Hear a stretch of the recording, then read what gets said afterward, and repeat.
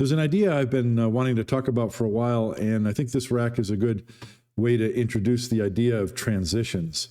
Let's take a look at the opening break shot. I've got a below that rack break shot, which is fun. I'll mention one thing about this that I've picked up on lately. You want to look at which side of the rack the break ball's on. If this break ball was over here on this side of the rack, that is the far side from the cue ball, then I would want to use high right English. I'd want my cue ball to hit the rail, hit the ball rack, go to the rail, and then the right English to bring it up. Typically, on this particular break shot, you wouldn't use high inside, which would send the cue ball 3 rails around like this. But you wouldn't do that unless if you have a parallel or outside angle, approach angle for the cue ball into the 6. Then you would go 3 rails around. However, I've found that if the break ball is on the near side of the rack, and especially if it's, over here, that those ideas are reversed. From here, you're hitting the center of the rack with the cue ball, and then you're going to have a really hard time getting to the side rail and out. So in this instance, you want to do the opposite of what the traditional guidelines say, and that's we want to use high inside on this break shot. And that works out to really good effect. Let's take a look.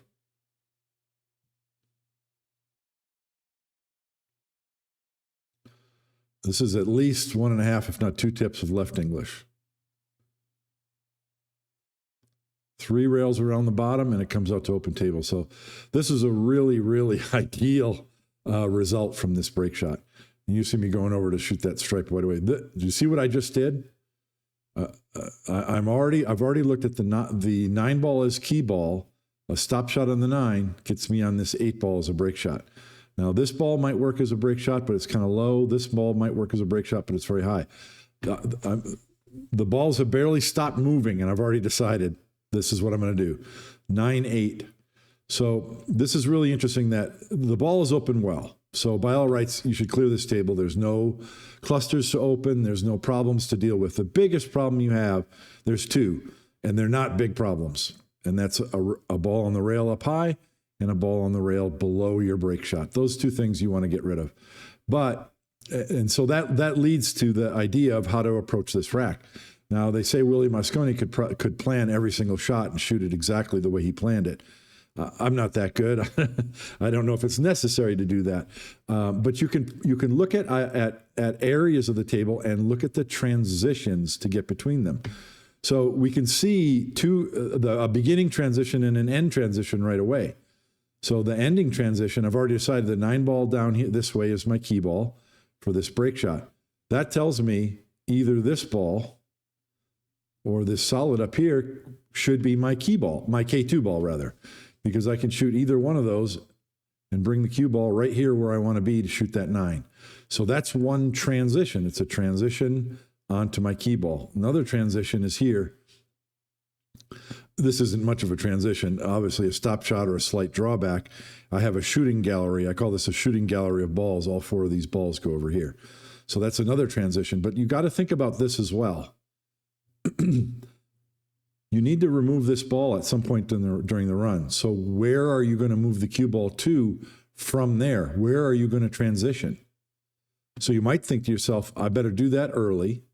So one idea would be to shoot this ball, shoot one of these balls to bring the cue ball over here with an angle. Then you can transition from this ball back to this same zone where you still have some more of these balls to shoot. That's one way to transition from this ball to the rest of the table. Another way would be to play the same position, obviously, shoot this 11, and then just bounce back out to where you were, because we have 2 balls here that you're playing position on up into this corner pocket, or this ball in the side. So you want to think about those things, because that can help you think about whether you want to shoot this ball, get out of position on this ball right now or later. So let's take a look. I watched this rack once earlier today, and I don't remember exactly what I do. But obviously, I'm going to take a look, and that's a good idea. You want to decide. You can shoot any of these, but you want to decide which one you're playing on, which one you're playing position for. How much do you want to draw back? It's kind of like a drill. You might want to get positioned on one ball and then just draw back for the next one, next one, next one. But do you want to do that? And I would say, no, you don't. The reason you want to leave one of these balls, because this is the best transition zone on the table. In other words, if a ball is in the center of the table, you can get position on that ball into either corner pocket and move the cue ball to either side of the table that you want to go to. So I don't want to shoot all 4 of these balls. I want to leave one of them to transition later. So now I'm on the 2 ball. And I believe, if I remember correctly, I'm taking a look at it now. I need to deal with those 2 rail balls. And I think what I'm going to do is come up here right now for position on this ball. I don't remember, but I think that's what I do.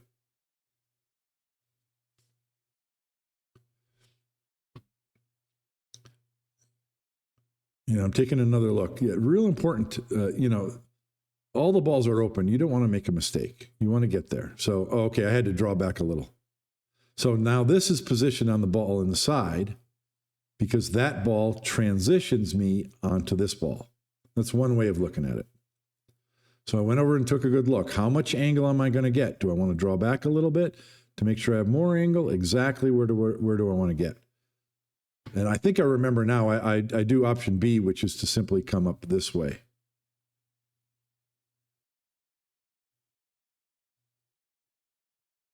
Yeah. So that's one problem ball gone and one transition, a couple of transitions taken care of. Now I still know, because I've shot this ball on the side, this ball most likely has become my key ball. It's going to be easy to move the cue ball up there from the 1 ball or from any of these balls in the open part of the table. That's what makes them good transition balls. So now I'm going to be looking to get on this stripe. That's my next problem. From that stripe, I can play position for the 1, or I can come across for these balls into an upper pocket, or I can bring the cue ball up here and shoot the 7 ball next. So there's lots of ways that I can transition or move the cue ball to the next area of the table that I need to work on.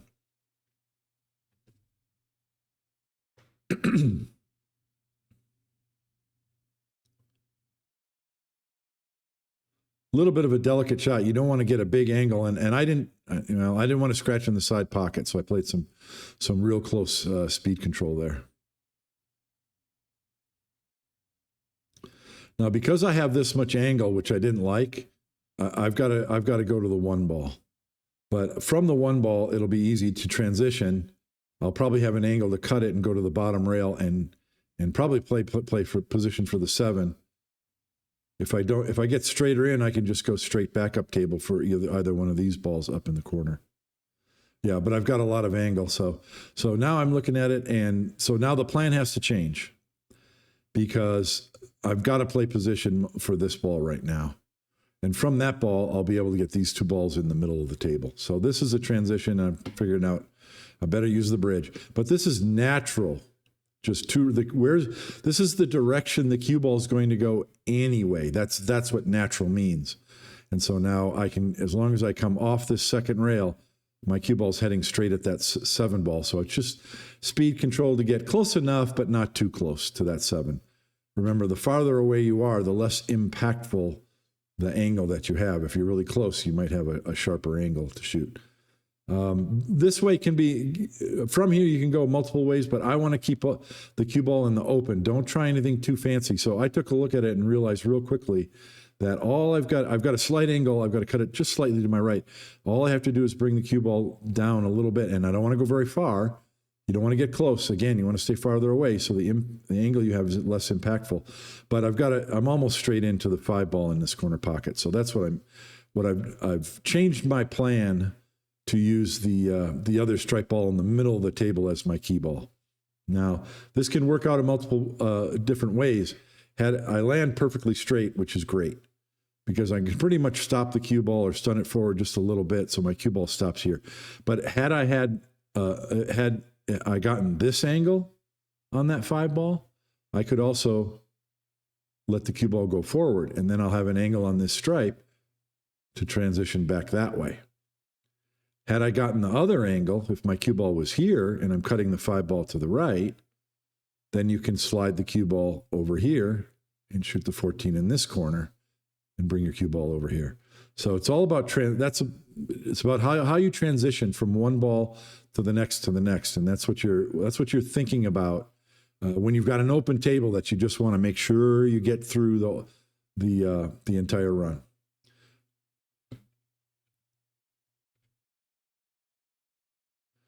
Now, in all fairness, I think I should have gotten less angle on this ball that was on the stripe, because I would have preferred to have an angle like this on the one so that I could bring the cue ball over here. Then I could have shot either of these balls up here and used that 7 as my key ball. But it can work out multiple ways as long as you're thinking ahead of time of where your transitions are and what's the best way to get safely from one to the next. Set myself up for a real easy draw shot on this ball in the side pocket. When you're drawing back, don't try and draw to the position that you want. Draw to the rail. I call it to the rail and off, because it's easier to gauge how far the ball is going to bounce off that rail. So you're only gauging the distance from the rail to here instead of trying to gauge the distance from here to here. So it's much easier that way. This is a slight inside angle, but it's an inside angle. And this is a straight high ball. You can hit this with some force. In fact, you want to keep the cue ball on the tangent line. You don't want to give that high English a chance to curve forward. You want it to go straight into the rack, and then your topspin can take. Oh, and it looks like I may have had a stun, because that cue ball, I may have hit it just in the center, not above center. And obviously I had a whole bunch of left English. It stopped spinning. So I hope that made sense. This is a good break shot. Real good opportunity to get through this next rack as well. In fact, this rack is part of a run of 126 balls that I made last week. I believe it was on the 26th, a couple of weeks ago, on the 26th of September. So go check that out if you want to see the whole run of 26. I'm sure I'll talk about transitions more in the future. That's just an introduction to the concept, and hope it made sense, and I hope you enjoyed that. See you next week on Rack of the Week.